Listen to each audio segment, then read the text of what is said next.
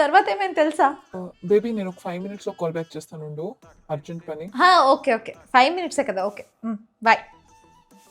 Exact 5 మినిట్స్కి alarm పెట్టేస్తా. 5 minutes అయిపోయింది, కాల్ చేద్దామా?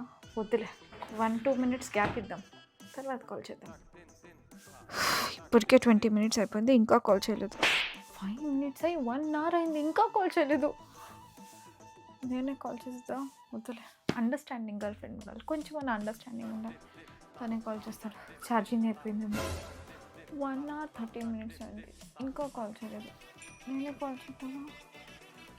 మరి క్రీపీగా ఉంటుంది, వద్దులే. ఇంకా 5 మినిట్స్ కాలేదా వీడికి? హలో, 5 మినిట్స్ అయ్యి ఆల్మోస్ట్ 2 అవర్స్ అయింది, నీకు ఇంకా 5 మినిట్స్ కాలేదు కదా? నీకు మాట్లాడేకి ఇష్టం లేకపోతే డైరెక్ట్గా చెప్పేసి, ఎందుకు ఈ ఓవర్ యాక్షన్? ఒక పని చేద్దాం, లెట్స్ బ్రేక్. హెడేక్ అవసరం లే, నువ్వు మాట మీద నిలబడవు, అవసరం లేదు, లెట్స్ బ్రేకప్. కాల్ కట్ చేస్తే కాల్ బ్యాక్ కూడా చేయలే. హలో, ఇప్పుడు నేను కోపంతో కాల్ కట్ చేస్తే నువ్వు కాల్ బ్యాక్ కూడా చేయలేదు చూడు, అది నువ్వు అంటే నువ్వు వెయిట్ చేస్తా ఉండవు బ్రేకప్ కోసం కదా. Fine, let's breakup, final breakup ఇది, లెట్స్ బ్రేకప్. ఈసారి కూడా కాల్ చేయలేదు. హలో, ఒక పని చేస్తాను, నేను నిన్ను బ్లాక్ లిస్ట్లో పెడతా, నువ్వు నాకు అసలు కాలే చేయలేవు కదా. Let's breakup.